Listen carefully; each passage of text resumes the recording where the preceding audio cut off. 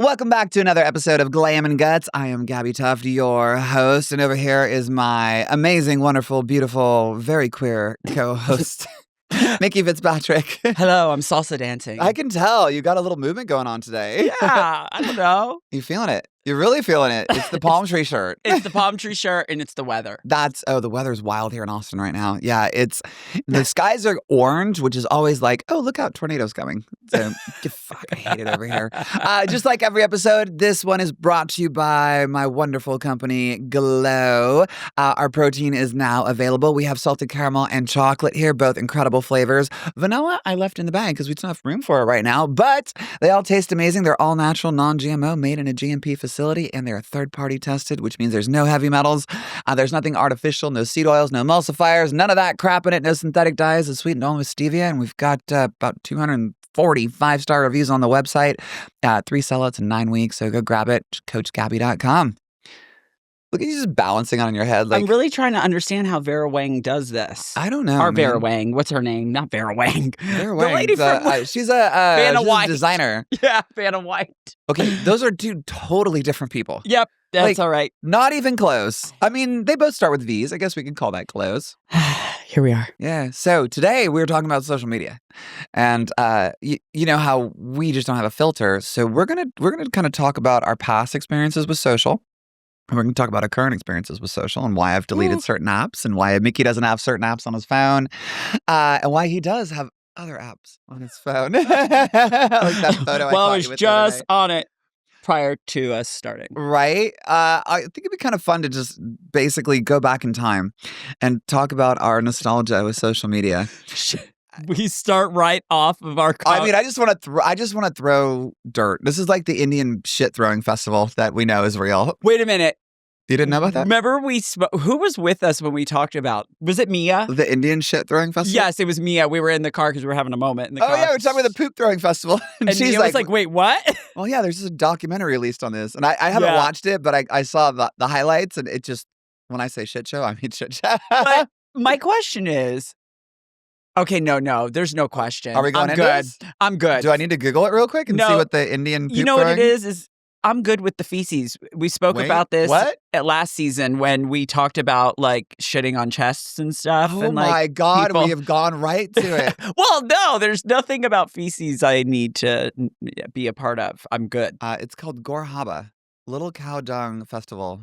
So it's cow dung. It's a Hindu festival. Okay. And let's see. It's dedicated to Birappa, I guess, an avatar Shiva, worshipped by. You cannot say Shiva, and not have me think about the Temple of Doom. Right. Yeah. Absolutely. That's where my mind's like, Shiva. oh. Hadam Shai. Reaches into the chest and pulls out your heart. It just rips it out. Yeah, God, it was one of my favorite movies ever. God. Like, I think of her and I think of, like, speaking of nostalgia, being a kid. The villagers spend 6 months collecting cow poop and celebrate the end of Diwali by throwing it at each other and rubbing it on their skin. We love that. I mean, I don't. Listen, honey, your friend got paid, what, $5,000 to have her to get shit on, or to shit on a guy's chest? Yeah, that happened. Did they make $5,000? No, but you know what they did get? The gift that keeps on giving. Probably syphilis and herpes, but all sorts of fun stuff. You can't put a price tag on that. I mean, come on. You really can't. It's just one of those things.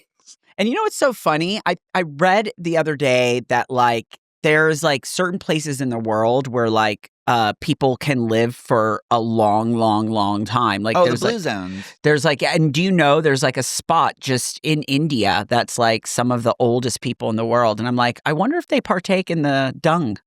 The cow shit throwing festival? Yeah, I'm like, maybe it makes you live forever. Throw a little cow shit on you, honey. I'm rarely speechless. I cannot compute how throwing cow shit and rubbing it into my skin is going to make me live longer. Well, wait a minute. There's a beauty brand that has semen. Yes. No, I was totally being facetious. No, it's not facetious, but facetious. There's a moment in that. No, it's like snail shit. That is not semen. Right, no. That is so different. But there is another brand that does use some whale semen. There's something. There is a. Are you Googling? Okay, hang on. We got to look the whale. Here we semen. go. Oh, my phone opened right up. What to is Grindr. the deal with it though? Wait, what's the deal? Semen in cosmetics. I can only imagine what my Google search result is going to give me. Skincare. It's semen is not standard cosmetic ingredient. Okay, we know that. Salmon sperm. Salmon sperm. Yeah, here we go. We got the same thing. Extracted from salmon and used in products like serums is injected for its and injections alleged skin regeneration properties. The word alleged is just, you want to talk about red flags? That's a huge red flag for me. That's like, every day I get on my lives and I will answer questions for an hour on Q&A for fitness. And I hear people saying, what do you think of ashwagandha for fat loss, for weight loss? I'm like, there's never been any substantiated studies that show that ashwagandha helps with weight loss. Oh. It's alleged. Is that the same thing that people say it's good for like mental health stuff? Yeah, and there are studies that have shown that it can reduce stress. That's what yeah. But there are also studies that show that some of the participants have wild reactions like I do, where you get extreme chest anxiety. Yeah, you can't mix it with a lot of like prescription medications. I know that. Like ashwagandha? Yeah, like I it's like in one of the medications I take, it actually says on there like a list of different things I can. And ashwagandha is one of them?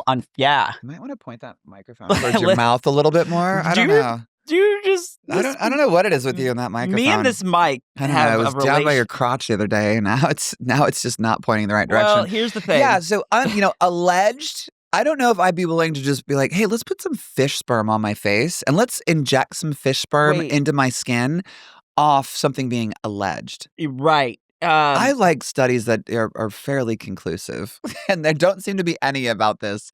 We are talking about social media and the internet. I'm guaranteeing that salmon sperm has been on social media at one point or another. Yeah, I mean, what do you got? Yeah, it just keeps going on. Like how this, the big injection world, the microneedling, PDRN serums. Left my latte over there. Shit. Big micro injections and how they use this salmon sperm for it, and it's good for anti-inflammatory benefits. It's all alleged though. There's no conclusive evidence. So it's like, hey, let's find. I bet it's cheap too. That's my question. I would love to know that part because what I want to know too is, when you get down to it. Did somebody just go, hey, let's test salmon sperm and see if it does this? Are they just sitting in a laboratory and like a little think tank? Like, let's try cod sperm. Let's try whale sperm. Let's try salmon sperm. What? Let's try human sperm. Like, well, that's why where sperm? My phone just took me, by the way. My phone just went there. My phone was like, well, how long can sperm, humans, live outside the body, particularly for face? Like, because they're saying there's like benefits that people say, like with the facials. I mean, do the swimmers have to be active? Listen, it does say, it does say. Okay, now you're going to have little tadpoles swimming on your face. 15 and 30 minutes, a bunch of dead babies. I don't get it. I mean, maybe there's some science behind it, but I don't like the alleged part, so I'm going to stay away from that. I would rather throw shit at my face and think it works. No, I wouldn't. None of this stuff. You know what's so crazy as we talk about it? I think about like, wait a minute, have I had a facial? Or I've done them. I've never. I mean, for the game that I talk, I've not been with a lot of dudes, and I will be point blank honest. I've never had anybody just hose me down in the face. I can't relate.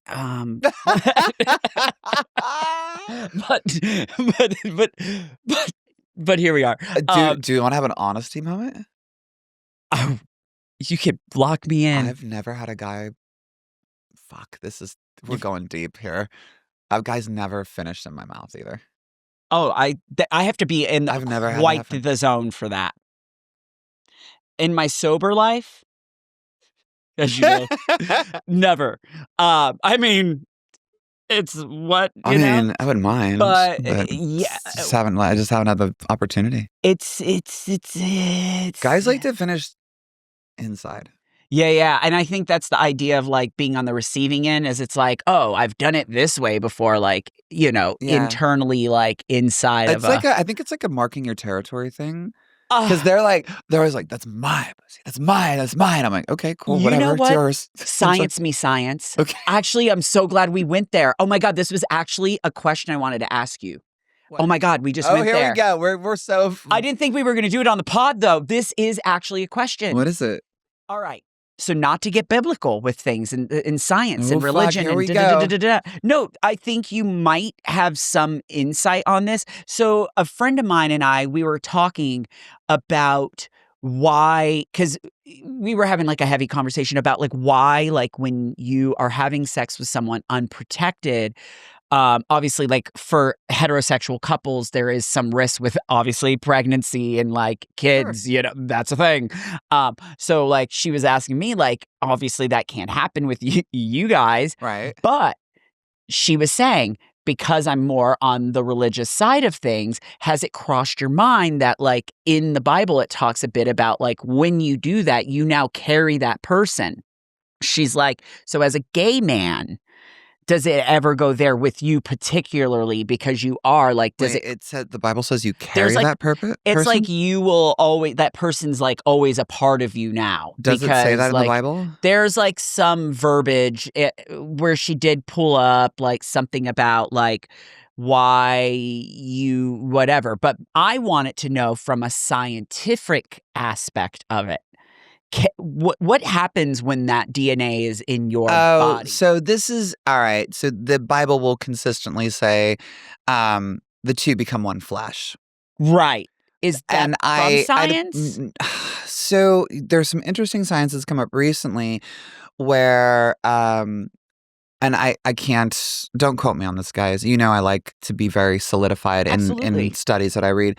And this was stuff that was floating around on social media, speaking of social media. And, you know, everybody's a fucking expert on social media. It's wild. And like, I get that. And I had, and we're going to go back to the sperm thing. But like, I had people just be like, don't listen to her. She has no training in nutrition. Doesn't know what she's talking about. I'm like, I got a fucking bachelor's of science degree. I've been in science my whole life. I'm a licensed sports nutritionist. I'm doing this professionally for 20 years. I got 5 certs from the National Association of Sports Nutrition.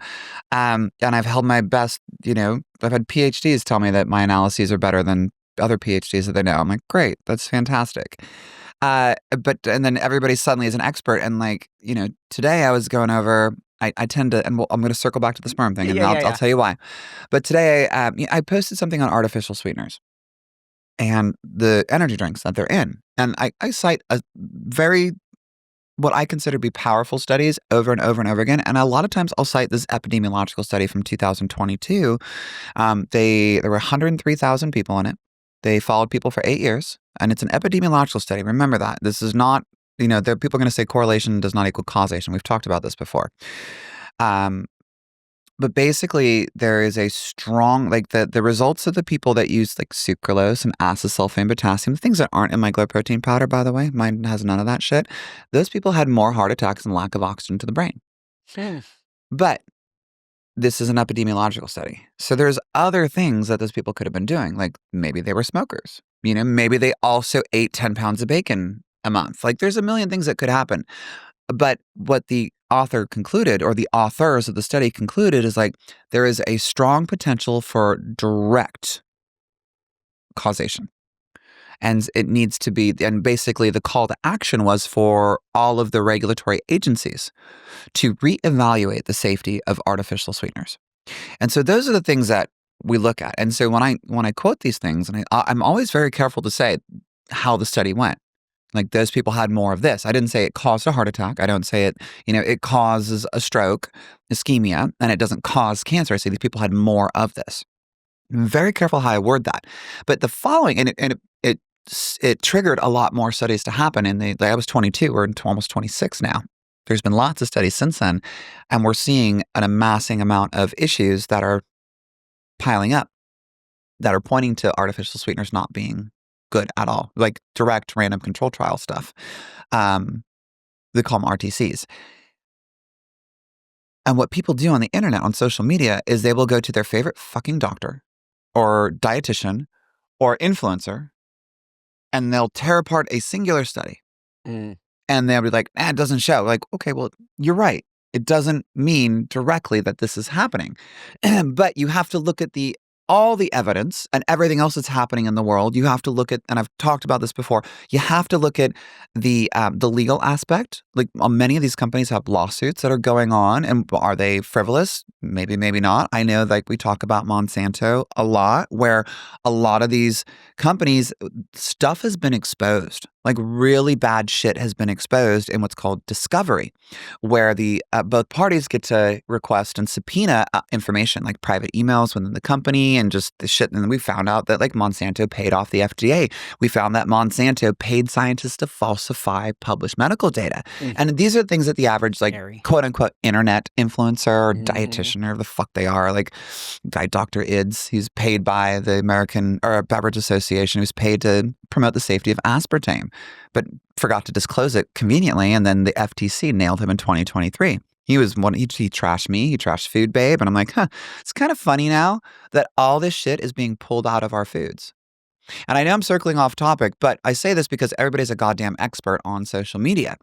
And they're just like, they go run to their favorite little influencer and they don't know their background. They don't know any of this shit. It's like, I look really deep on your history and your background and what you do and what the things that you've done and what is your style of social media. Do you just sit here and trash people all day long and that's how you get your rocks off and that's how you build your following because you make other people, you think you're fucking Iron Man and you're really Thanos. You know, it's like you're a piece of shit.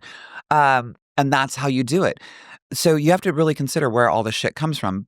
All this to say, there was some stuff floating around, I think it was last year, where there was a quote-unquote study that had shown that every time a woman has unprotected sex with a man and he finishes inside of her, some of the sperm migrate to the brain. Don't ask me how. This is the basics of the study. I did not read the study. I just looked at the slides and it came up several times in several different posts. Some people I follow, I'm like, this is really interesting. And so some of the sperm end up in the brain. It's very weird. And I have to find that study for you guys. But, could that be the two become one flesh? I don't know. But does it happen to like people that have anal sex? I don't fucking know. It's interesting. The reason why I asked that, because I don't know why, but I'm such a deep person when it comes to like my thinking, and I don't know how my brain or where it goes.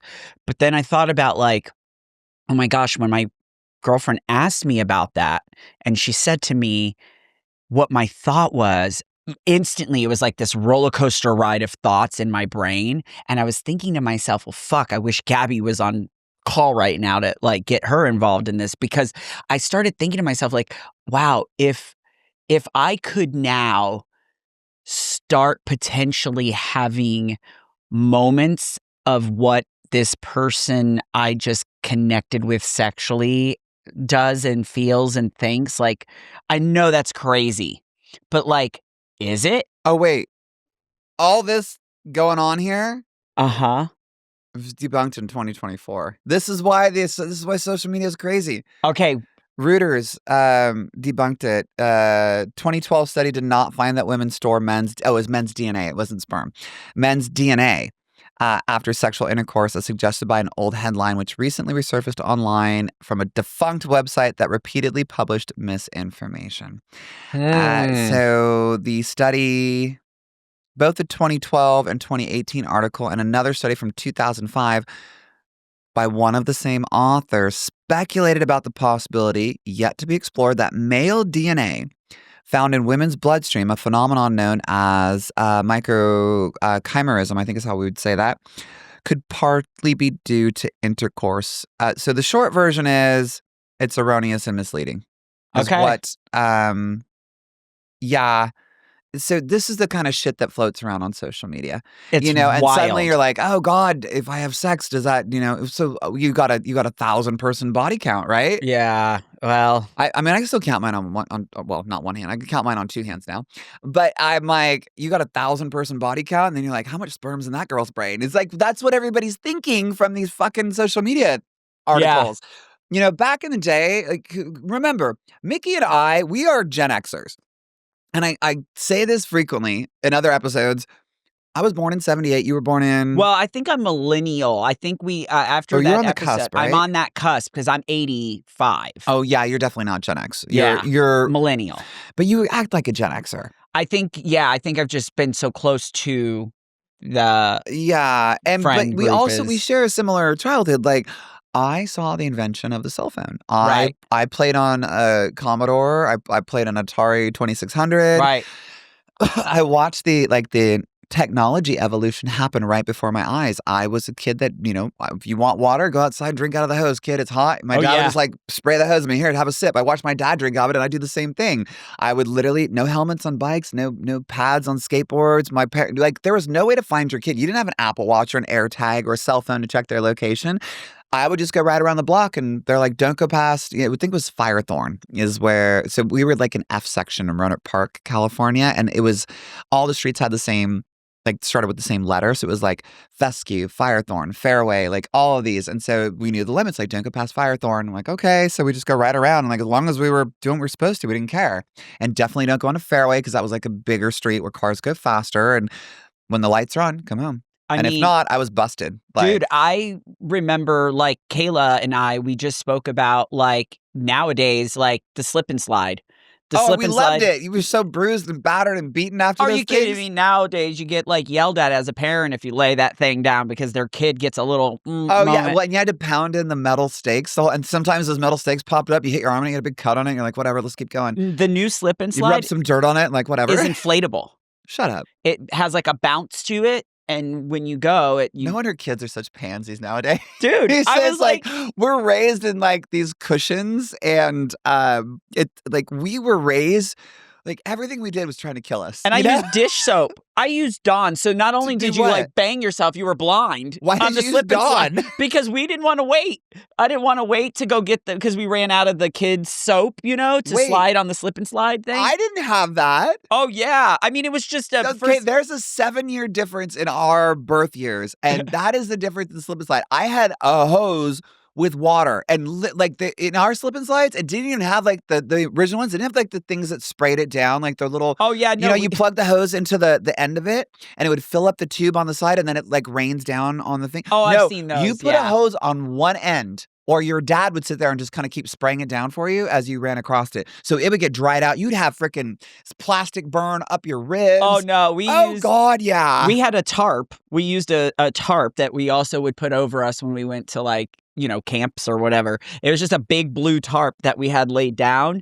And then we were like, we got so sick of the hose thing because also my mom was like, who's paying for this water bill? Oh, that was the other thing. Water was always in a drought. So we just poured some water, and then my mom would get the like no-tear shampoo so that it would stay wet. But then we'd run out of it. So I would go inside and my friends would be like, dude, you got to go like get something. And so I'd be like, Dawn dish soap it is. But then we'd be like, you'd hear us yelling. My eyes! Burning. Banging. But that made it cooler. Do you remember like the first time you did a slip and slide? And this isn't for the pansies that were raised in the next generation. No shade, but shade. If you guys have the inflatable slip and slide, you all are pansies. Oh, because the first time you watch those commercials, and as a kid, we were so captivated by it. It was just like you see these kids running like they're doing a 40-yard dash. And they would it looked like they soared onto that. They would jump and soar. The first time you did that, you would land on your ribs. And I remember my chest and my peenie. Yeah. I bruised my little boy dick so bad. Oh no. Because it was grass. It was a thing of grass we laid it on, and I jumped, and like I hit so hard, I screamed and I cried, and like I had a bruise on my dick. I remember that. I was like, oh my God. I knocked the wind out of me. And then I just had to go sit down. It was like half hour later. I'm like, okay, let's go. And like, dude, my parents just sat you down and looked at you like, all right, well, just, tough it out. When you're ready, get back on there because all the other kids are, and you want to play. You're like, okay, I'll go. Oh, no, they were killing us because I had that, and I had my neighbor friend, Melissa. She had this thing that you put on your ankle and you would swing it. And your idea was to hop over it. Oh, those were deadly. Dude, they were just, I've been, like, my mouth hit the ground. I've tripped my own self. I mean, Lord, we were... The shit that they would come up with for toys, I'm telling you, everything in the 80s was trying to kill us. Yeah. And they would just sell it like it was hotcakes. It was crazy. It was like it was going out of style. But nostalgic. Yeah, very nostalgic. And all that to say, we didn't have the internet back then. So all this weird information that's floating around, like we didn't have access to that shit. And the experts were the experts. And not everybody had a voice to just go, oh, well, I heard this from so-and-so. And they won't tell you. They just believe they're experts in a private profile and post shit like this. Or they just make these accounts and start posting stuff. They get millions of followers, but it's not substantiated by anything. Do you remember your first experience of the internet? Like the first, maybe thing you did? Or... Yeah. So I was dating this girl. Her name was Deanna. I've talked about her before. She was like my high school sweetheart. And it was when we were first dating. She had a friend, Marie. And Marie had AOL. And in AOL, there were chat rooms. And I'm like, I don't even understand what a chat room is back then. I'm like, I don't get what it is. Like, I had no idea. And I couldn't really grasp, but there was just a bunch of random people connected to different computers talking. And, the thought of that was just so, it was so space age. We couldn't fathom that we were connected by like wires through the telephone poles. We were in power poles. There were telephone poles back then. And I remember we walked in there. Marie was like, hey, I'm like, what are you doing? She's like, we're in a chat room. This is Deanna's friend. I'm like, what is this? Let me see. She's like, yeah, go ahead and try it. I'm like, okay. And I just walked in there and I looked, I read things, and I just was like, first thing I type is fuck you into the keyboard. And it's like, well, let's see how they react. And then everybody gets pissed off. I started arguing with people. I'm like, oh, fuck, this is dumb. And I left. I'm like, that was my first experience with the internet. But it's very similar to what social media is now. It's a bunch of people that just, now you giving everybody a microphone, which necessarily isn't a bad thing. They gave me a microphone. Hi. Yeah. But everybody has a microphone to say whatever they want. And it's just like when I must have been 16 when I did this, and you don't think about who's on the other end. It's not even to you, it's not even a real human. And you say whatever you want. I got a comment the other day. It was on it's so funny. It's on this video I'm going to talk about. Mia and I decided to do a video, and I just let her pick whatever she wanted. It was the one where she dressed me in my room. Remember that one where she was very monotone, but she just saw a video she liked. She's like, hey, this is really cool. This one got like, 10 million views. Well, what? And I watched it, and this guy's very monotone about it, and just like, and so she's like, let's do this. I'll be this guy, you be that. I'm like, okay, cool. We'll just kind of mimic this. And we did it in that style. And, the comments were just crazy. Like the comments to my, at the time, 13-year-old daughter was like, you have no sense of style. This is fucking stupid. Don't ever be a fashion designer. I'm like, my kid's 13. Who the fuck are you talking to? And then I get these random ones now because we did that probably 8 months ago. And every now and then, more comments trickle in. And it's always, because that one, I think it did like 18 or 20 million views or something in the end. It got some random amount of views. Your microphone is pointing at your chest and not at your mouth. I can't understand you with the microphones. It's better here. Oh, okay. I don't know. Turn it so it's pointed at you. Anyway, the point is, yesterday I saw a comment, and it was, if that was my dad, I would kill myself. And I just was like, one, you're insinuating that my daughter should commit suicide. And two, you're insinuating whatever you want about me. And you're not thinking that there is a 13, now 14-year-old young child that goes and reads some of these comments. And you're not thinking about the effect that has on those people. And I'm just like, fuck you, man. You would never say this to my face. And not that I'm trying to bring out the male side in me, because this is where a lot of my haters come from. Because, with the certain haters, you just can't win. And we'll talk about this when we get to the X thing. But you just can't win. They just hate you for existing.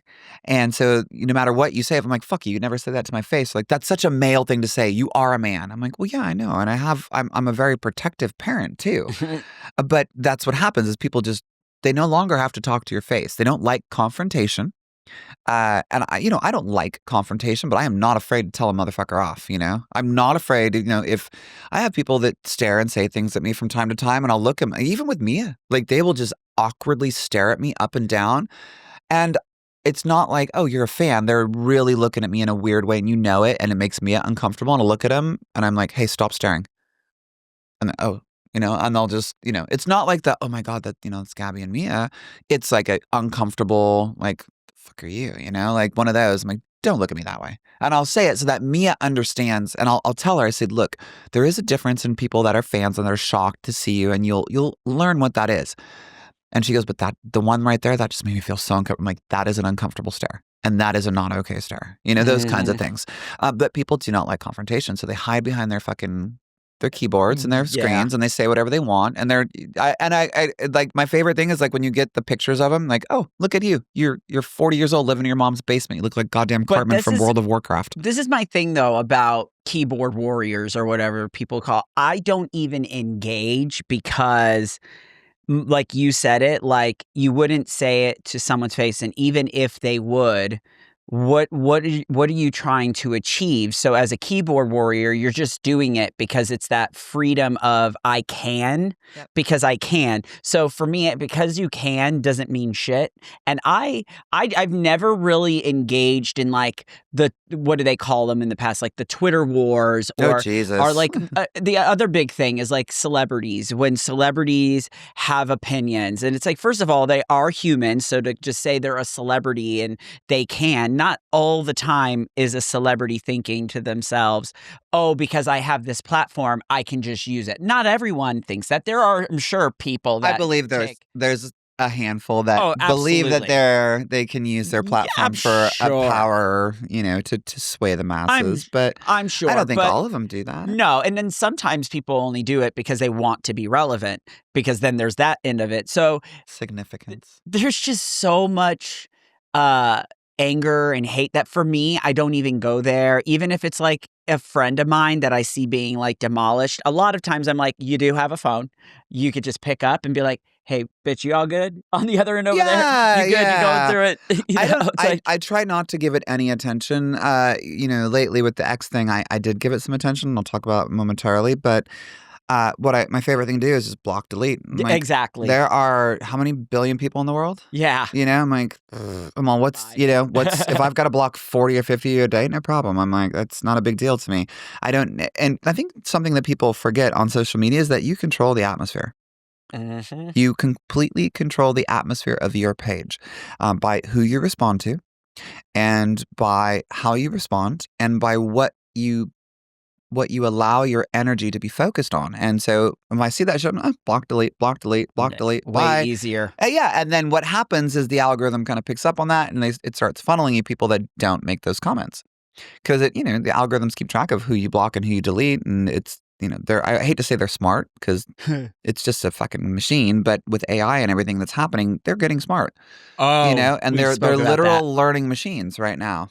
So yeah, I think this is a good segue into X, because I actually deleted my X account platform. I have been on Twitter since 2008 or 9, I think it was. Yeah, because Brian Cage, after I deleted it, he was like, God, I remember you in FCW, like you and it was somebody else. Like, you guys the first people I ever knew that were on Twitter, and you were the one who showed me like Twitter and everything. I was like, oh no shit. I'm like, yeah. And oh look, I just happen to have the photos here of it. So, Twitter was like, or X, whatever you call it, I appreciated it because it was truly free speech. And you say what you want about Elon. I'm like, when he bought it, it became free speech. And end of story. Like, anybody could say whatever they wanted. There's no filter. And that was a lot of my source for news. And I would just be like, wow, I would see things on there that before any mainstream media got it. And I knew mainstream media was a lot of bullshit to begin with. But to see the whole clip of something that had been censored on TV or whatever, I'm like, whoa, this is deep. And then I would just continue posting nice stuff. I'd just be me. And the couple times that I had engaged in some things, it was always like a slew of people would come out of the fucking woodwork. It's like they would crawl out of their caves and their rocks to come hate on me. And it would go beyond the post that I was, originally talking about. And they would get on like, I just post a picture, and I'll talk about this momentarily, but I post a picture like, have a great day, everybody, you're all loved. And like, fuck you, you're a man, go kill yourself. I'm like, what? And they literally would follow me and get alerts just so they could trash me. Yeah. And I disappeared off Twitter once before. Actually, it's been twice now. I've left Twitter/X because it's such a fucking cesspool. Oh, it is such a cesspool. But the most recent incident happened about 2 weeks ago. And again, we're in season 2. I'm not sure when this is going to air, and this is we're now in November, so do the time on that. There was a woman who posted. Oh, let's see. Oh, this isn't even the right one. Oh, I don't think I thought I sent you a screenshot of it. Maybe I didn't. No, I guess I didn't screenshot it. Short version is I was just scrolling down my feed, not in my app mentions or anything, in my feed, and I saw a before and after of me. I'm like, oh, why is my poster in my own feed? You That's did weird. Send it to me. I don't think it was the original one. Oh, see if you can find it. Okay. Because I see a couple of screenshots here, but there's not the original post from the girl, and it's not my original response. I sent you some of the because I just became unhinged that night. Yeah, not but the basically this girl, her name was Serena. That right? Yeah, and she basically reposted a before and after of me from a long time ago. The after was 2021 or 20. I was post facial surgery, but she said he's no less of a man on the right than he is on the left, pretending that men who alter their bodies and it just got really nasty. And I looked, I'm like, wow, she's unhinged. And then it had 60,000 views and everybody was trashing me. I'm like, okay, well, that warrants a response. And my response was something to the effect, and don't quote me on this because I've deleted X and I don't want to go download it to go find it. But my response was, it went like this. Yes, I have male DNA. Yes, I have male bone structure. Yes, I have big hands and big feet, and I'll never be able to change that. It just basically like, yes to everything you're saying. I recognize what I am. And I even went down the line. I'm like, and yes, I don't believe that trans women should be in women's sports. I've always said that we need better regulations. It's one of those things that I look at myself now, and if I were to compete in anything, it just would simply not be fair. I have a bigger heart. I have bigger lung capacity. I have, you see the veins in my arms. Yeah, so my blood flow through my arms are just asinine. I have more muscle mass than any other fucking woman I've ever seen. I've got man strength, and it's just not fair. I would definitely wrestle because wrestling's not competitive. It's a choreographed dance. Like we've talked about this before, right? But I said, I support. Like there was this. It was that girl Tish, who got, there was a trans woman in the bathroom, and oh yes, this whole thing that Joey Swole got involved in. Remember that? And so by the time this airs, this is going to be really old news. But this, that thing that happened was like 2 days before that. I'm like, I actually support her. I don't think that person should have been in the women's locker room with their freaking boy parts hanging out, waving all over. I'm like, and they're just early transition. I'm like, I would never have done that. And I still won't go in a women's locker room. I have boy parts. I would never be seen in there. There's no fucking way I would do that. Like, have some goddamn common sense. And so I said, I support this. I support that. I didn't like blah, blah, blah. And I just basically laid it all out. And I said, at the end, I'm like, and for fuck's sake, if you're going to trash me, at least use an up-to-date photo. So I put like 2 up-to-date photos in there. And the responses, it went from 60,000 views. And then when I did it in a day and a half, it had 2.7 million views. That's because I don't ever respond like that. And then it just fucking went viral. And it was 50% love, 50% hate. But the wild thing about it is that the people that were hating were just unfucking hinged. Like, no matter, it's apparent they did not read or even take a moment to digest what I said. Like, still a man, like, fuck you. Like, this just shows that you don't understand and blah, blah. And then our community, the LGBTQ community, they're just like, you fucking pick me. Like, you are supporting a side that will never love you. Like, I hope you learn a lesson from this. You can see all the hate. And I'm like, pick me. I'm like, I don't side with anybody. I'm like, I side with myself. I didn't pick a side. I am talking about my own personal experience from transitioning. I don't have a lot of trans friends. I think I have 2, because they've all burned me. And I've talked about this before. The community's burned me. And it's just like this, like, This is why I stay away from quote unquote our community for the most part, because they came out of the woodworks and fucking ate me up. They're like, I hope you learned a lesson, this and that. And like, this is what you get when blah, blah, blah, blah, blah. And like, you are trashing trans rights. I'm like, I'm not trashing anybody's rights. Dude, but this is relevant. And this isn't even like a few years ago. This is what, a few weeks ago? We're talking, this is 2 weeks ago. Right. So, and this is the same community that is so assertive about wanting and demanding the attention to feel equal and fair when they're not doing that with said community. Well, what I did is I hit a nerve because I know what I am. Right. And the people that come for what I was saying, and the people from the trans community, right. And it was even like I'm just gonna put LGBTQ community, because there was a lot of gay guys that like right. one gay guy just got unhinged on me, and like I'm dead ass honest. I went in there and I unhinged back, but I was very like calling people out on all their shit. I've never seen so much narcissism in comments, and just like, I'm so sorry that you feel this way. I'm like, oh, that's if you start a comment with or sentence with, I'm so sorry that you, you are a fucking narcissist. Yeah. End of story. Like, there's nothing anyone can say to, and it was like every comment.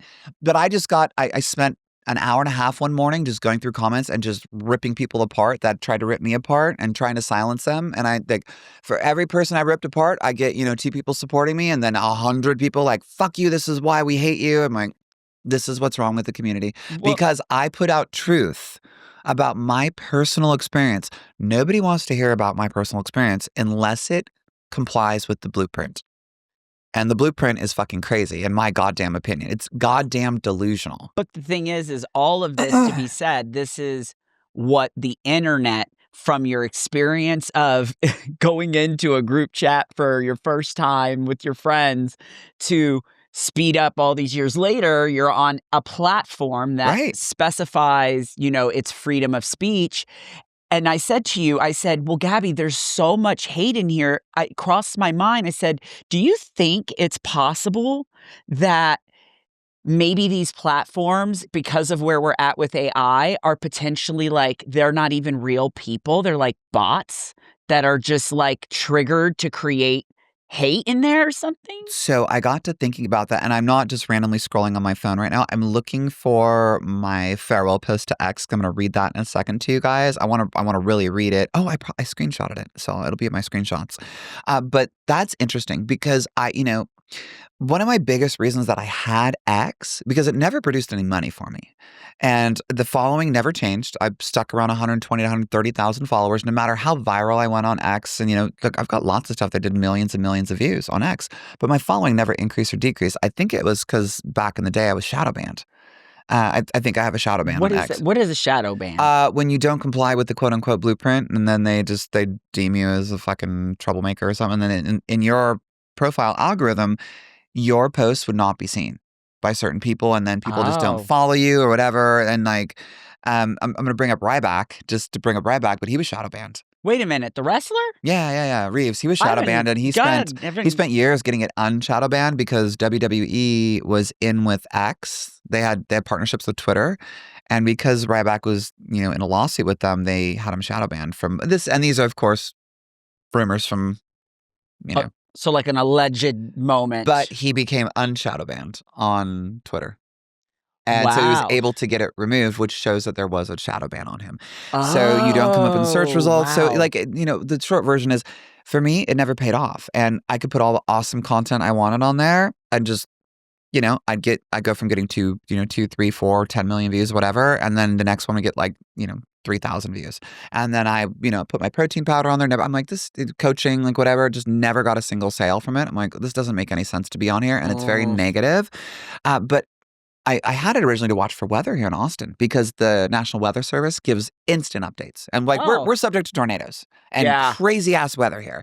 And I would get alerts through X from the National Weather Service before it would hit my emergency app and stuff like that. I'm talking like 10 minutes before, but that could be life-saving measures, and in a tornado. So that was my excuse that I was telling myself to keep it for so long. Because I'm honestly petrified of tornadoes. I hate those fucking things. It's like 1 minute you're here, next minute, oh, what's up? You're in Oz. No, you're dead. So, what I'm getting at is that all this time I spent on the feed, it's quick dopamine feedback, obviously, and it's like there was a lot of unhingedness that made me think, are all these accounts real? Are all these accounts, and Elon's done a great job with Grok. It's the Chat GPT competitor, the OpenAI competitor. Grok's a big artificial intelligence thing. And I'm just going, I wonder how much undisclosed experiments or how many undisclosed experiments are happening, like social experiments. We know that the CIA has, they've admitted to like Project Mockingbird and all these other things. Yes. And MK Ultra was very real, where, they send frequencies through the TV. I mean, all these are in disclosed documents. And all these things that were experimented on the American public. I wouldn't put it past, and this is obviously just a total theory right now. Right, absolutely. I wouldn't put it past one of the most powerful, wealthiest people in the world running some of the biggest companies to say, let's experiment with this. And are there AI bot accounts out there? And countless ones of them that come in sound just like, normal humans, but sway what's the term I'm looking for? Sway the comments. Right. Yeah. In a specific direction. Is there directive to create dissent amongst certain groups of people that, they've all been, data mining is huge, right? We know that everybody's in the world's pretty much been profiled. If you have a phone, you've been profiled. Like, that they know your age, they know your gender, they know your fucking, your political stuff, they know what you buy, your Alexas are all listening to you, your phones. We know that all this happens. And it's like, we know that if you talk about cat food and you don't have a cat and you got an Alexa nearby, you're going to get served up Facebook ads I've done that experiment with Priscilla. We don't have cats. I think did I talk about this in an earlier pod? Yeah. Yeah, we're talking about cats one day just to see if, and then lo and behold, the next day we got an ad for cat food. I'm like, there you go. They know that OnlyFans, there was like a whole thing that came out because of AI. There were people that were like these small businesses that were creating fake OnlyFans models. And these models, were part of the way you run your business on OnlyFans is via social media. Yep. And a lot of times these models, and I think real life models, actually use like X preferred over Instagram to advertise their business to get people to come to their page. I think that's how people were discovering that these weren't real people because of X. That the people that they thought were actual real people in real life were actually AI models. They weren't even real. And these were models, companies, whatever you want to call it, that were making thousands of dollars off of fake people, but they were hacking into X and they were like, wait a minute, it's a like a company. It's not an actual person. And they were using X to find out that the AI, the OnlyFans girl was actually an AI girl, not even a real What's so funny about that is we have a potential investor in Glow right now, and one of their previous projects is the software that tracks and finds those deep fakes. Oh, really? Yeah, that's one of the companies that they run. I think that's so crazy, though. Oh, it's a giant company too. But X is like one of those platforms, though, that's so big that it, like you were saying, it's like maybe it's like a guinea pig platform. Here's my farewell to X. This is the last post I made. I haven't seen what's on it. I don't know how anybody responded. I put it up there. I posted it. And then I put it on Instagram on my stories too. And this is what I said. I said, when you give everyone a voice, every unhinged cretin, every high school bully that never amounted to anything, and every self-loathing human, they all speak at once.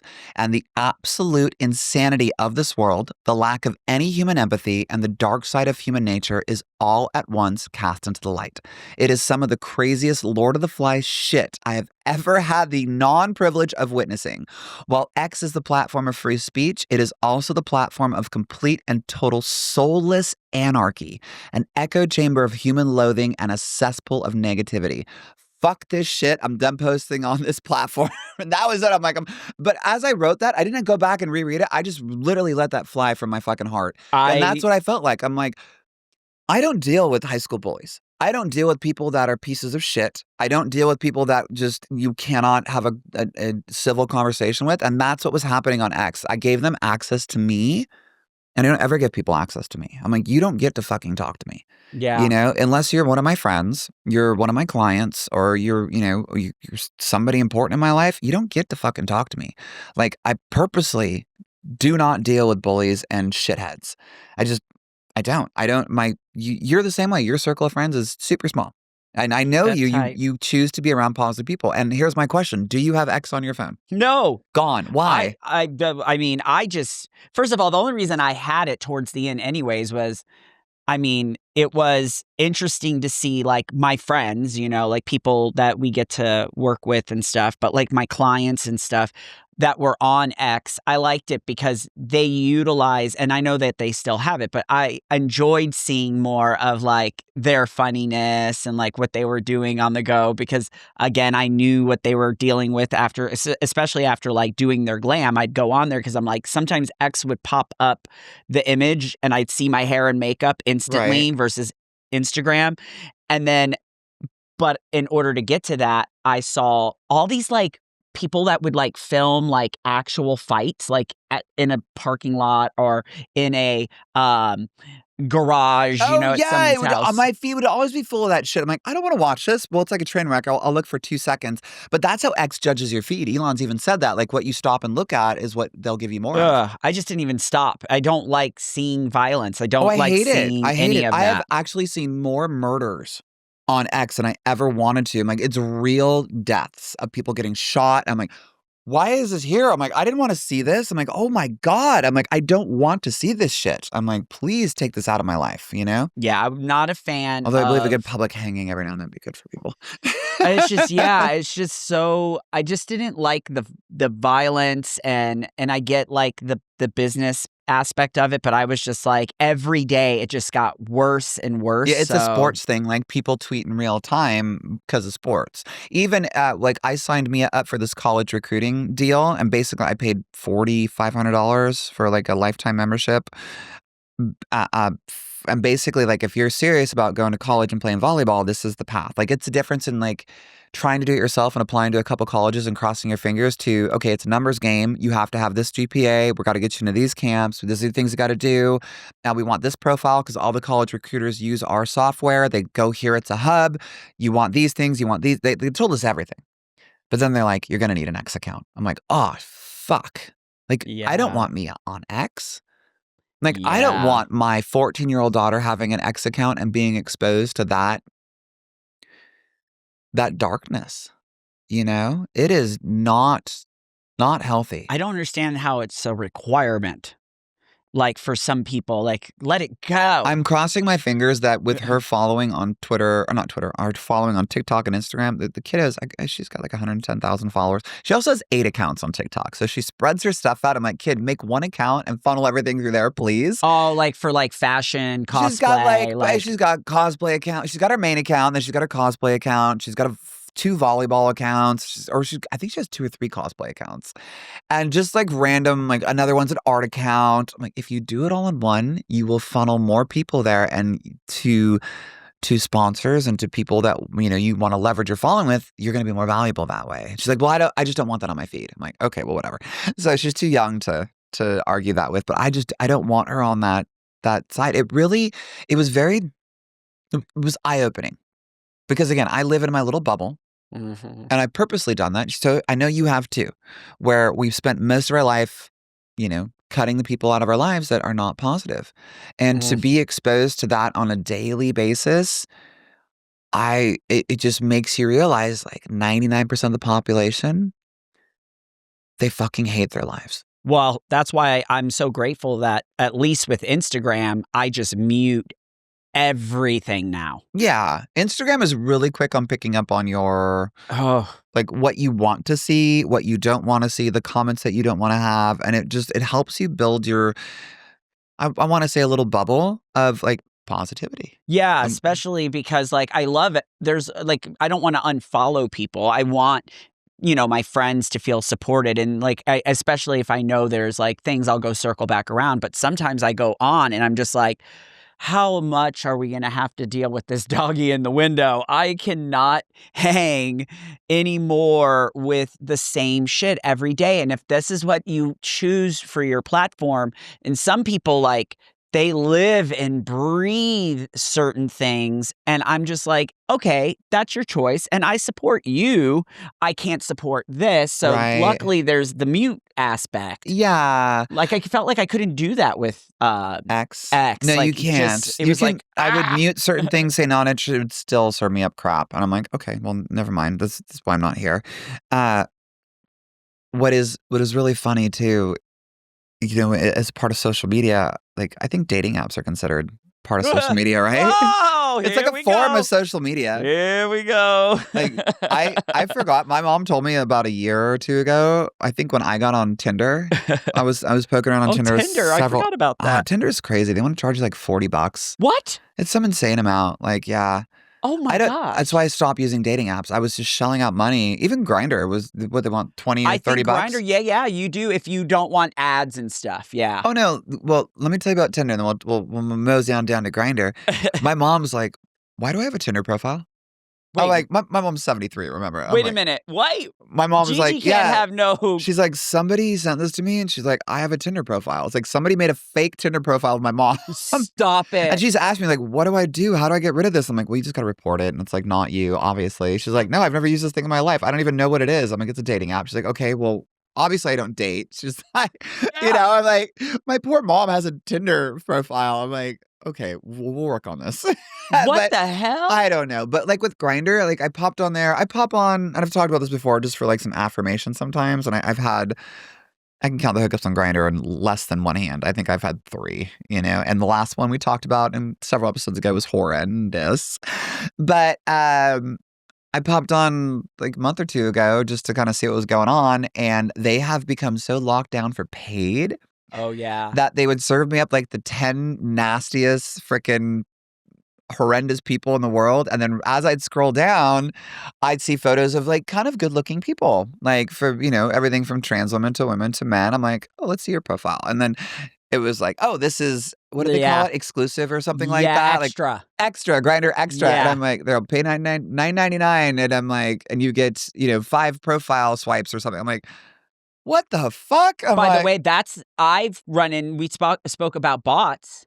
Yeah. I feel like that's not even real because I went through that same, what you're about to talk about. I went through this and I went to go to, and it. After you paid? Yeah, I paid, but it takes you on a roller coaster ride of things like we did this morning. And by the time I got done with that, I went back and I was like, wait a minute. Those people that I saw, like those pictures, they don't exist. It is complete false advertising at its best. Those people are like, I feel as though they were cherry picked by Grindr because I guarantee, here's what I guarantee.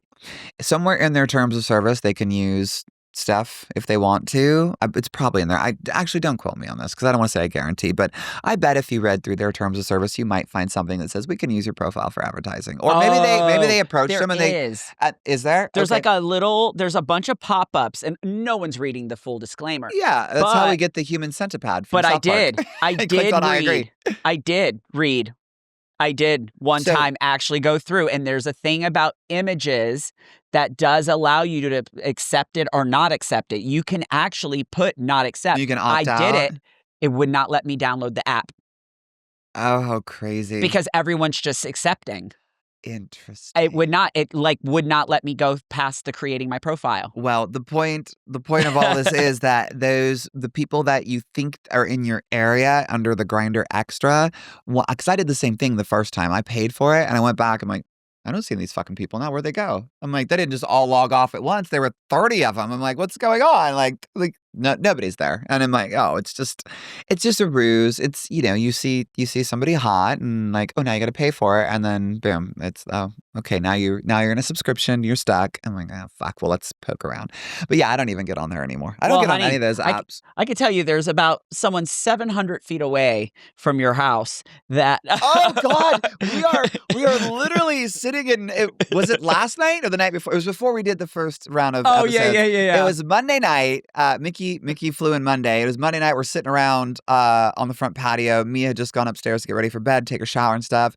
We're hanging out. We're looking at all my cute Disney and Nightmare Before Christmas decorations that are up for Christmas. Like, my yard's wild.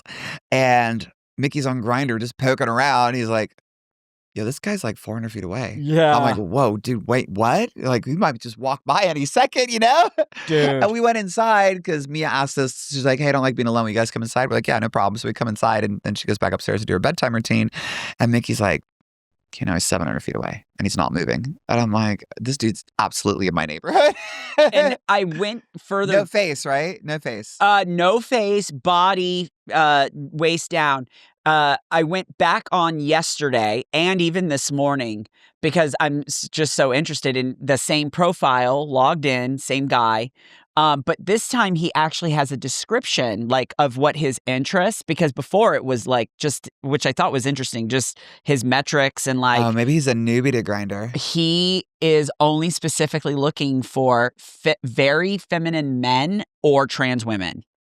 Oh, he's a tranny chaser. And what's interesting is, you know how like it shows like, you know, the people on there, like how close they are in radius like, to you. Right next to his picture was a trans woman, and it looked like they might have been together based off of like the feet away. And then I was like, oh, wait a minute. Did they leave? Are they banging and left their grinders on? What's interesting is her profile said couple. Oh. So remember I kept saying to you, there was a couple? He was the couple, but he took that out of his profile yesterday. Oh, really? So I think it's this couple. So it's a thing that they're looking Wait, for. is the couple a trans woman though? It's him and the trans woman. And they're looking for a third? They're looking for a third, but they are interested in, that's what. Now, was the trans woman, did she look fishy or was she just? She looked beautiful. Yeah, she looked beautiful. Great moment. They were, you know, side by side essentially. And I was just like thinking to myself, I was like starting to put the math wasn't mathing. And then I was like, oh, wait a minute.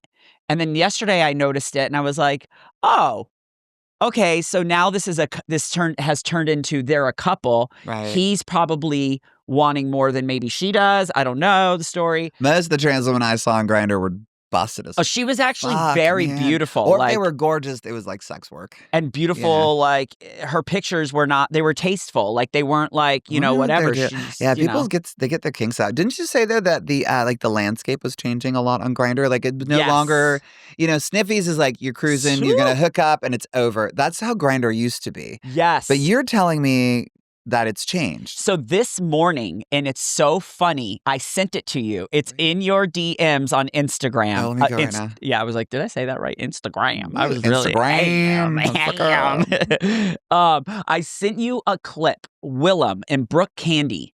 Brooke Candy is a musician, and Willem from RuPaul's Drag Race, very successful actor, everything. Willem's done it all. Willem Belly. Did an interview where she asked him on Grindr. I'm also on Sniffies. My Grindr is fine. Sometimes people will see my picture once the face comes out and they'll be like, oh my God, I love your Britney. And I'm like, that is Derek Barry, you faggot. You're getting blocked. Oh God. I don't know if you were joking with me, but now is not the time for jokes. I'm here for dick. I'm only in your town a finite. But keep listening. Time, and you're over here making cracks. No, my name is not Derek. My name is Willem. Dick. Get the dick. Keep going. Keep going. Sniffies is better because people are straighter to the point there. Sniffies? Mm-hmm. Sniffies. Why is it called Sniffies? Because it used to be a cruising spot where you can like sniff it out, like outside, like sniffing around for some dick. Yeah, so they call it Sniffies. Keep going. There we go. Okay. So he answered, and literally I said this to you. So wait.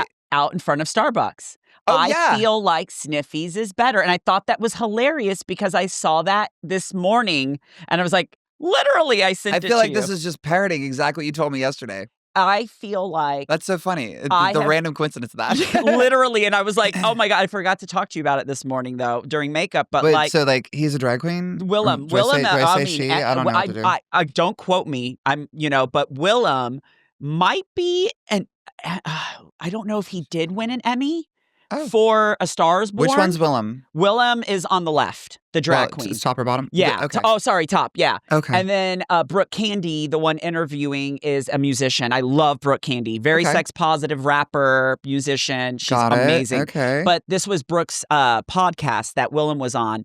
And I just love that she literally asked about literally what we just... Yeah, and it's so funny because the first time you told me about Sniffies, I'm like, what's Sniffies? Yeah. I think she thought Willem was joking. But you're getting more of like the dating perspective on Grindr, not so much as just the like, hey, give me the dick, let's go. Or am I getting the dating, or am I becoming someone's fantasy and not taking it serious? And I'm helping their relationship by like, because I've noticed a lot. And what did I tell you last night? A wonderful couple that lives very close by to you. Yeah.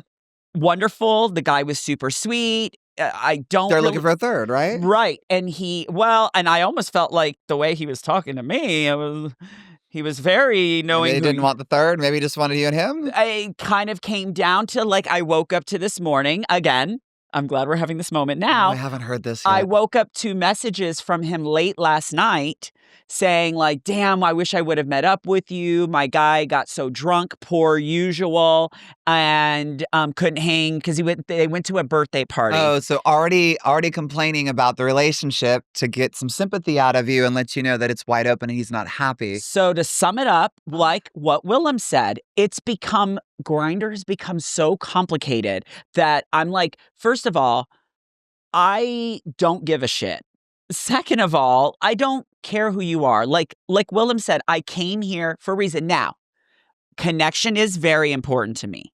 So, but if we're talking not necessarily about your problems in your relationship, but if we're connecting like he and I were in the beginning, that's a turn on. I like that you got your shit together. I love that you were passionate about your business. I love that he knew who the fuck you were because obviously he does research. Oh, that was so funny. Yeah, so apparently, the guy that Mickey's talking to knew me. Yeah, because he asked me what I did, and then I gave him my Instagram, whatever. And was he the one that was like, love the podcast too? Yeah. Like, I loved that. Like, to me, turn on. We have a connection. We're good. I feel safe. I feel like you're normal. Yeah. That's what I'm after. I mean, I can't do the Anon thing anymore. That does. I could never. I mean, I did a couple of those early on, and it was just weird. I could back then, for sure. Like, I didn't give a fuck back then. But now I am a bit older. I'm a bit more aware. And also, like, I get into the safety aspect of it and the health aspect of there's a lot of layers to the world, especially because of going through and worked so hard to be where I'm at. So like that is so out of sight, out of mind. Like it used to be such a hot Safety is thing. a big thing for me now. I was like that with you this morning. I was very protective. Oh, yes, you were. Because I had a conversation with our good gal pal Meg, and she was just asking about my particular situation, which we're not even going to go there. But and I made me think of you talking about me, made me go, oh, I need to be a better friend for Gabbi right now. Yeah, we had a good, I don't want to expose that one. No. But it was very personal. And I just was like, oh, yeah. Because just like me, I would want you to do and we ended up diving deep into like there was a thing. I ended up doing like a background check on some people, and it was just like, yeah, maybe we should do this. I should look at some things and some stuff right now. So it was a good conversation. But speaking of safety and not even to do with the internet, like it does because it has to do with like the hookups and stuff. And like I didn't think about that early on because I was still very strong. I was very much man. You know? My random hookups, I was still big. I was 220, 230, like lots of muscle. I'm like, I can handle myself. I didn't want to handle myself, but like I wanted the submissive side of it. But I've had some hookups where, guys could have fucking killed me if they wanted to. I was in some weird areas, like some industrial like offices. You talked about that on Bunnies and like where the one with the dude spit in my mouth and all that shit. Yeah. That was a scary location. I was pretty dumb back then. I just did not understand that world. It was my first exposure to it.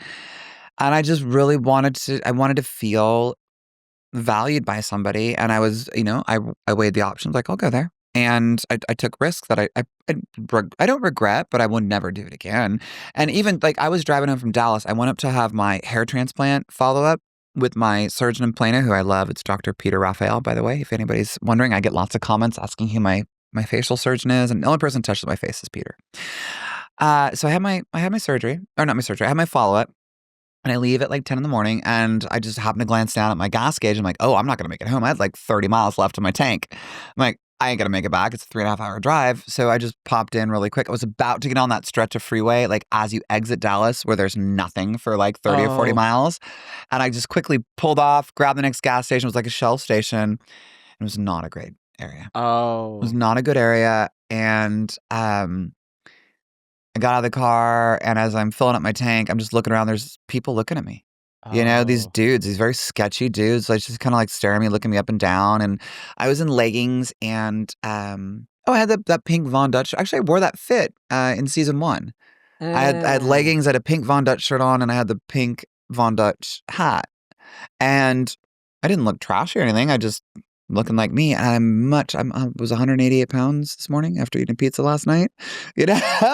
And I'm like, I don't think I can handle myself the way I used to. And these guys are staring me up and down. I'm like, oh, fuck. So I go inside, and it's one of those like sketchy, like old school gas stations. And I was like, hey, do you guys have a restroom? And the girl goes, yeah, but you need a key. I'm like, okay. She hands me the key. She's like, it's out the door. Oh, there's a black door. So I had to walk outside of the like Quickie Mart area, walk to a separate building, and like it's just a building for the bathrooms. And as I'm walking out, there's a dude in a wheelchair who's obviously off his fucking rocker. He's an old dude. He's not going to do me any harm, but he's like smoking a cigarette right by the door. And I'm already having a hard time breathing. I hate cigarettes. I hate smoke. And he's like, saying a bunch of shit. I can't understand. I'm like, hi. And he's like, good morning. I'm like, oh God. I'm like, hi. And I start walking, and then sitting on the curb at the end of the gas station, I still have to walk across like the little roadway here to get to the gas station or to get to the bathroom. There's these two dudes that are just inked up all over their face. They're sitting down, just talking. And as I start to walk by, they get all quiet and they just start staring and looking me up and down. I'm like, oh, fuck, this is how people die. Yeah. And I'm walking across, and I'm like, I'm putting the key in. I don't want to look back and look at them because I don't want to like let them know I'm afraid or I'm like picked up. But I'm also like I'm like, I don't hear them walking towards me. I'm like, okay. And as I open the door and I kind of let it shut behind me, I kind of peeked. I'm like, okay, they're still sitting there. I'm good. And I can walk in, and this bathroom it smells like shit and sewage. I can smell it from outside. I'm like, oh my God. I'm like, I'm dying. And I go in there, and I always sit to pee. Always sit to pee in public bathrooms. I'm like, fuck this. It was gender neutral. I'm like, fuck this shit. I am standing. But before that, I had my shades on, my Versace glasses, and I went to take them off, and I stepped towards the sink. And before I could take them off, I hit my head so hard. Oh. There was a cutout for an air conditioner or something.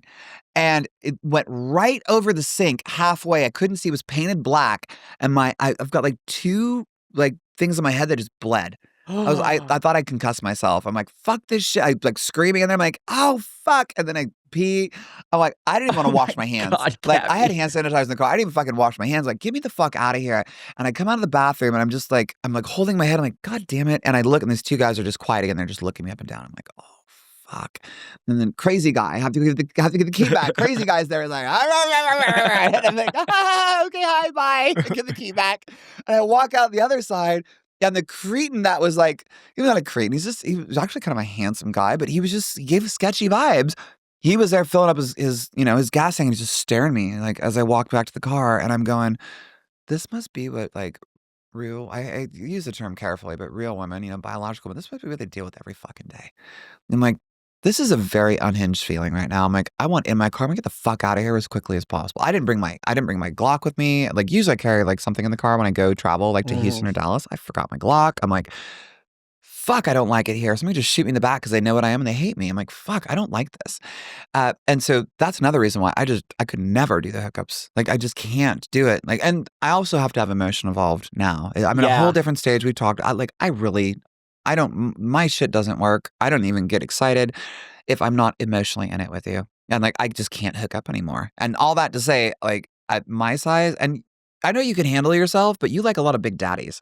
Yeah, but also too, I do really keep it together. I keep it pretty tight nowadays just because like I do have expectations, especially sexually, but I have expectations just in life in general. And like to waste my time on the app completely just, giving someone I don't know my valuable time. Like, I'm not home a lot. I'm always on the go. I don't really get the time to be with my friends and family, especially back home. So like that's where the app, like investing in that, like if I'm at my hotel room, I'm at work, very different story. Like I don't mind, like absolutely like hanging just out and maybe time. Just going down the rabbit hole. But at what do we home, call it? Brain rot. We call it brain rot. Yeah, like I don't brain rot in a hotel, no problem. Yeah. Like I don't mind that because I'm like, hey, if it's gonna mean maybe networking and like I do get lonely, you know, like in my new life. Yeah. But at home, I'm never lonely. I have wonderful family and friends and stuff. So for me, when it comes to like the hookup aspect in general, like I'm not gonna just give my time to someone, even if it is like like the instant connection and stuff. I'm still like, I know I could. It'd be very anon, but I'm like, but what happens if ... Right. So I'm like, but good. Hey, life's about violence. It sure is. And listen, what I learned from last season is that I can always pack a nightstand full of great valuables and enjoy the same fucking thing. Still haven't thrown the drawer away. Season 2, you've heard it. I need to throw the drawer away. All right, so we got like 2 minutes left before we probably should be wrapping up. We're over time actually for our studio booking here, but I want to ask you a question, and you can ask me the same one if you want to. But you definitely have to point that microphone at your mouth, Mickey. If you off to the side is not going to pick up, it's conical. There you go. You know, all our years on social media from day one, what's the best piece of advice you could give anybody?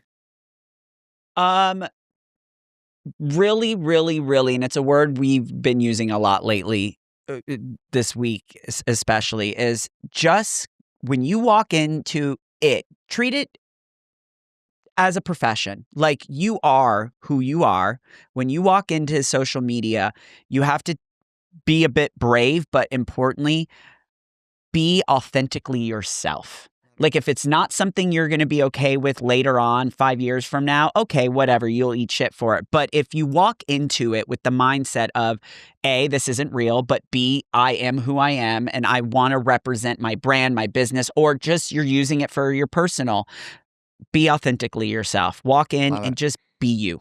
Love it. I think on the same note, I would say, you know, if you're trying to create a brand for yourself, if you're using social media for more than just seeing what your kids or friends are doing or something like that, if you're trying to create a brand, my best advice to you guys, post every single fucking day. Stop caring about what other people fucking think and control the atmosphere.